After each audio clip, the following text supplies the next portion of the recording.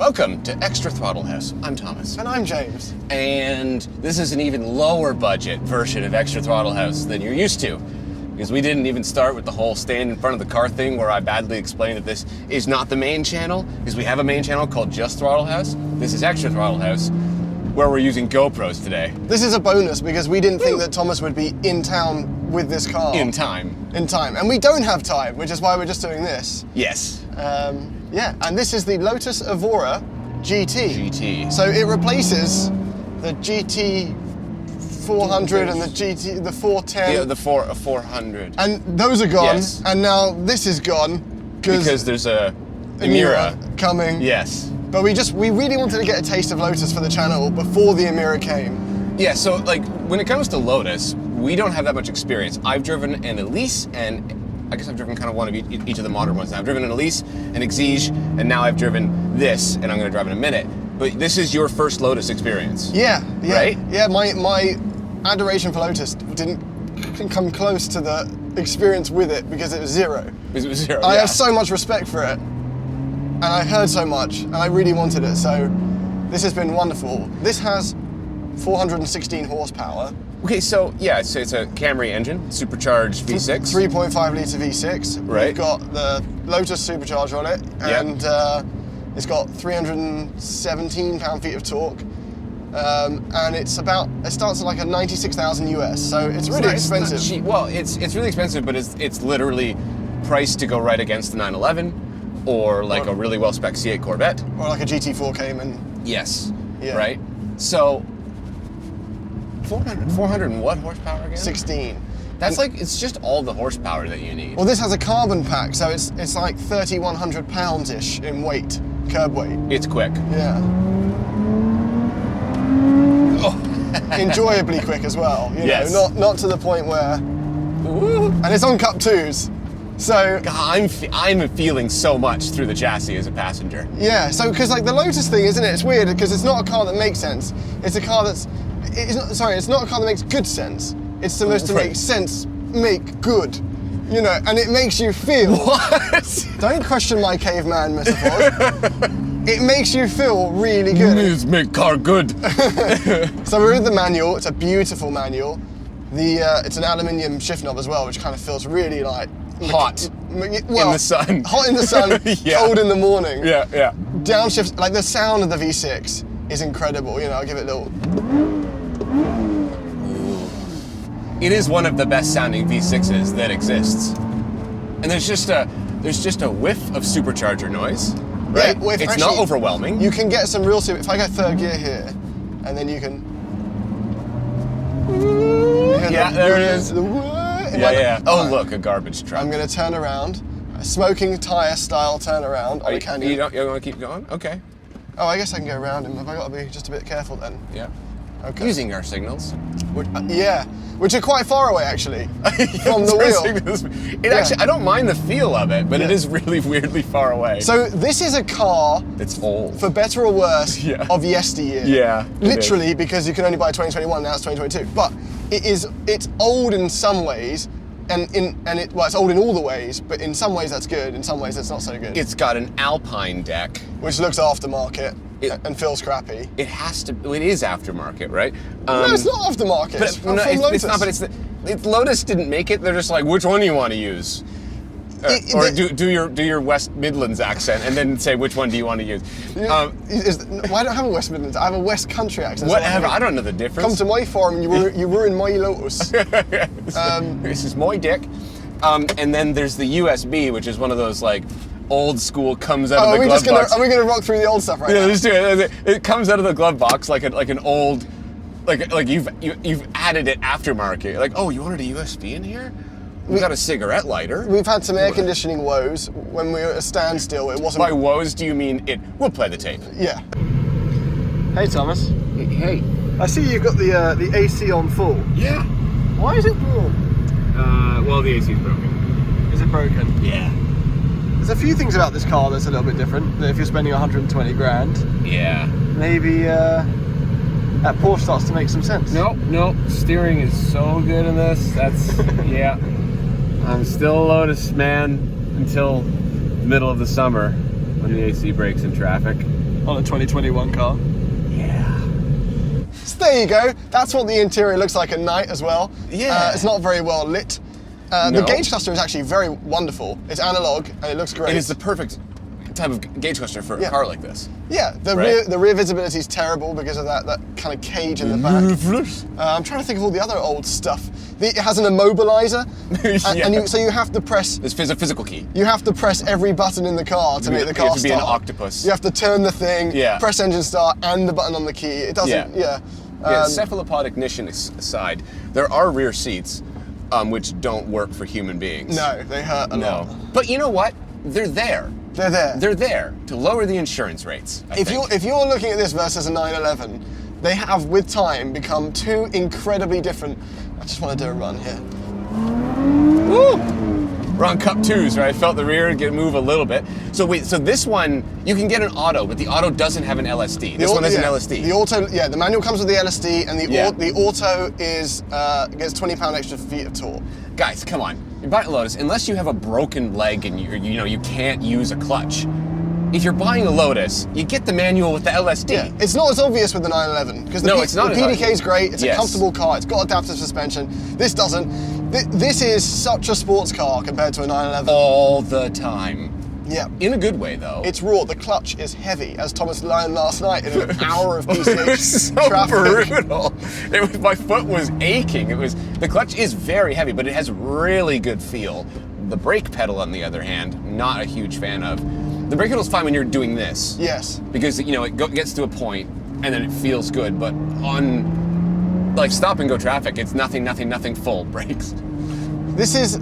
But as you said, this is fun at low speeds. I can feel. And also the engine's alive low in the revs. Like I'm at 3,000. I haven't got to get to 4,500 RPM for it to wake up like you do in the 718 GT4. The air conditioning's working too well now. See, I'm too cold. I'm going to use these classic knobs here to. That's all you need. That's just what I need in every car. That is quite usable, yeah. Right, just 3 knobs, and oh god, that's how you almost get in an accident. Porsche figured out ergonomics. This is not an ergonomic dream. It doesn't all make sense. There's no storage. There's a bit of a trunk. Is it? The dealer network doesn't come close. There are so many good arguments to get the Porsche, and then when you drive it, those kind of arguments fall away, and that's the Lotus effect. And the good news is all the things we just mentioned that are old in a bad way, because the stuff that's old in a good way, we're going to get to, and Tom's going to talk about that, we'll switch. Yeah. But the stuff that Emira will fix. Well, hopefully. Hopefully. It's got new dedicated Lotus infotainment. Yes. It's got, just all the things. It will modernize everything, and it looks stunning. Stunning. This looks very cool. People stare at it, they don't know what it is. It looks amazing. They think it's a Ferrari. Well, a couple walked by when it was parked the other day, and it says Evora GT in massive letters on the back. No, it says Lotus. Sorry, Lotus. Yeah. Doesn't it say Evora GT on the back? Yeah, it says both. It says Lotus Evora GT. And they walk by, they're like, what kind of car is that, honey? I don't know. Look at the front, see if there's a name on it. And the handbrake. Doesn't work. There's no faith in the handbrake. It doesn't. No, it doesn't work. On a hill, it does not hold the car. I've stopped on a hill. Yeah. Well, this is a baby hill, like a real. And then hill. when you put it down, it does like a. It does like a second the whole click. console move. $100 grand. Oh. And it's difficult. The price is difficult because, so this is handmade by David Heels, hand built in England. So good old Dave. I don't want to say anything bad because David's a real guy, and Listen, David did a great job. Great job. He did a great job. Everything he did was great. Yeah. Okay. So we're in sport mode at the moment. So it's got the exhaust on. It's an active exhaust. It automatically has. But I just want to put the button anyway because it makes it red. Yeah, it's a fun button. Yeah. And it has a nice click to it. Okay, right. So here's the thing that the steering in a Lotus is second to none. Well, it's hydraulic. It's hydraulic, but it's not just that it's hydraulic. It's just very unassisted hydraulic. And I think that combination of lightweight car, Cup 2s, it will make for a magical steering experience. The feedback coming through the road texture, every little bump is like popping and moving the steering wheel. A GT4 is more VAGE. VAGE? It's more direct. Yeah. It's sharper on center, but it is electric. It won't match this. The moment you start to go into a corner, the build-up of weight is so natural. It's so natural, and when you get into a really tight corner, I can feel that front outside tire the moment it gives up. Like if it starts to understeer just a little bit, you feel through the friggin' wheel, which is something that does not happen in most modern cars and Porsches. Like old Porsche steering felt like this. But This is a true sports car. I feel like I'm sitting on the ground right now. And the damping is amazing, but the chassis being such a short wheelbase, it gets itself into sometimes. Yeah, you can't fight that. But the damping is very, very nice. Yeah, it's not too harsh. You can daily this. The things that affect the ability to daily it is the heavy clutch, which the Emira might change. The heavy clutch, the lack of air conditioning when you're not rolling forward. Maybe we're getting something wrong there. We'll leave some. Yeah, we might be idiots. I don't know, but it stopped working.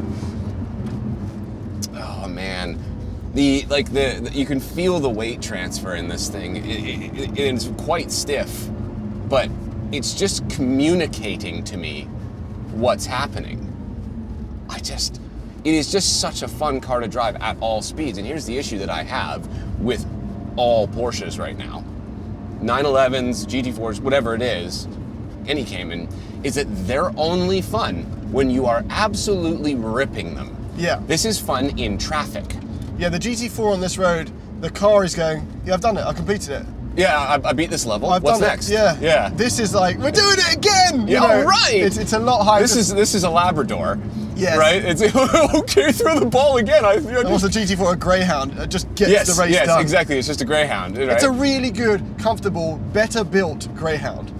Unquestionably. Yeah. With a much more significant dealer network. Yeah. You know, and realistically, the Greyhound is always going to do what it's supposed to do. It will complete its task perfectly, and then it will sit down and go to sleep. The Lab is going to take a poo in the carpet, right? You're going to throw the ball, and it's going to go the opposite way and go, why didn't you throw the ball? This is the first. That's what this is. This is the first press car I've been delivered, where I've been shown where the battery is to restart the car on a 2021. So, and if that doesn't explain what a Lotus is, then maybe this will help. A 911 with the manual gearbox now with that 7-speed is nearly pointless. The PDK is so good, and the manual has so much torque, and every gear feels the same. This is almost pointless in an automatic, but lives as a manual. Yes, manual. Like the feel of the shifts are so good. You need to be in certain gears. You have to. In a 911, you can be in 5th or 2nd here. It doesn't matter. If Thomas goes to 5th here, he just hasn't got the torque. He hasn't got the power. No, and if I was going to critique the powertrain, there is one thing I want to say, Yeah. is that it revs to 66, I think. 65, 66. And it feels like it should have so much more. Yeah, visually, the red line is 7,000, and it just cuts. It just cuts at just before like 60 something, and it's disappointing because you feel like you want to be able to rip it, but I'm gonna turn around. But it just doesn't. It just doesn't. It just goes and you hit the red line. And you go, oh, which is honestly the only real issue I have with this car. It does sound brilliant. Like if I was gonna make that. If you do PCH, the car his Lotus things. Yeah. Okay. Let's get that on. Doesn't happen in a Porsche. Oh my god. You've got immobilized now. Oh my god. In the middle of a canyon road. No, you do it all at the same time. No, click. No, do it in. Which one? The middle one. The middle one. But do all the stuff and then click the middle one. No, click the middle one. I did click the middle one. I clicked it. It's a Lotus. It's a Lotus. Give us some revs. Your handbrake's on. Yep. You know, it's a real purist sports car. It just stalled. It just cut out on me, by the way. Yes. I didn't do anything. That's what happens when you're not applying the right revs and the clutch is in. No. I was coasting down the hill and it cut out. Yeah, and sure. the immobilizer went off. I'm sure it was car error. And the aircon left us that whole time, so now it's boiling again. Now it's... Look, there are so many reasons to get a Porsche, but there is such a strong... Oh, God. The Labrador versus the Greyhound argument, I think, is the best way to explain this. Yes. But, yeah. Listen, I love it for all of its faults, and there's many. I really, really love this thing. We were talking about, so let's go slightly more meta. There's two things I want to tackle. One, up to $100,000 two-door sports cars. And just two, we were talking about how like this is maybe an evolution from a Miata rather than, because the Porsches have got so big and so clinical. Yeah. How do you still capture that Miata Labradorness I like this Labrador metaphor. It's good. Yeah. And I think this really does capture that. And this feels like a bigger Miata on this road. Yeah. I do say that like the Cup 2s are great and everything, but I think I would still prefer this car with 40, 50 less horsepower and skinnier PS4Ss instead of Cup 2s. That probably exists in the Evora range. We're just not super tuned in on that. Right, yeah, but no, I mean like if it does, that's the one that I would prefer, right? Like that's the one I want because I wouldn't mind feeling the car move around a little bit more and having the limits a little bit lower. I kind of like this. There's a confidence to it that also feels super sporty. You're right. There's a lot of cars that we drive that are only fun when they start to get to their limits. Yes. This one is fun well within its limits. Yes, and that's a big thing. It's a big thing. I don't want, most people don't want to lose the rear end all the time. They just want to be able to go, I'm going to go for a drive and I'm definitely going to be back for lunch. But I think, let's just talk two-door sports cars at the moment because we're about to get the Emira. Yeah. We're about to get the GT4 RS, which is very expensive. It's almost irrelevant and also unobtainium. So you got what? M2 is fucking boiling in here. What is it? Why is the air conditioning not working now? I don't know. Like it's literally, everyone, it is literally not working. You got GT4. It's just, You got normal Caymans, Boxsters, M2s, but it's not really dedicated. Yeah. We don't get the Alpine A110 here. No. And we do get. Is that it? That's kind of it. It's kind of it. Yeah. It's Porsche or Lotus pretty much, unless there's something I'm really stupidly missing. But I don't think there is. F-types aren't sports cars. There's more the Grand Tours, the AMG GTs. I'm talking about just like really cars that value lightweight. Is kind of my no version. one values lightweight more than Lotus. No one. I think you'll find that Mazda's Gram strategy with the Miata proves that wrong. Literally, their motto is simplify and add lightness. Right, but why does this weigh 800 pounds more than the Mazda's motto is drill holes in the windshield. They do what they need to do. I think it's tough. Once you start looking at the wallet, it is hard to not buy the Porsche. Because emotionally, this is just going to set you off better. And that Emira is going to do... The Evora, people are quite divided on the Evora's looks. Because it looks aggressive, but it's not pretty. It's not pretty, no. Whereas the Emira is stunning, and it's brought back all that desirability. It's not hand-built either, because Geely have bought Lotus now. Yeah, we still don't know what it is. And so... But they're only making a few units. Like in Toronto, there's like 100... I'm making these numbers up, but it's like 100 units for the first year. Okay. Give or take, and they're all spoken for the first editions. Right. So it's not like a 911. You can go and buy a 911 tomorrow. If you order an Emira, you're getting a 2024 one. Whereas the Evora's now sitting on the lots. Does this still count for 120 Canadian, 130 Canadian? I think it's tough. It's still tough. Yeah, that's fair. I have a question though, just to finish this up. Are you getting ill at all? Not at all. Because I'm not either. No. And I think that the biggest difference, and like, usually between one of us gets a little bit like, when the other guy's driving and trying to talk about stuff, one of us gets like, oh, I feel sick. Yeah, Do you want to especially know on the canyons. It's the communication from the car. Yeah. Like, we're getting an organic feel of what's happening. So it doesn't upset your stomach. It's not insulating you in a weird way, right? It's not like, it doesn't remove one of your senses. It just becomes another one. Oh, that's good. Did you like that? Oh. We got to end now. I don't know if your head can fit in this car. It's only downhill from here. Oh, God.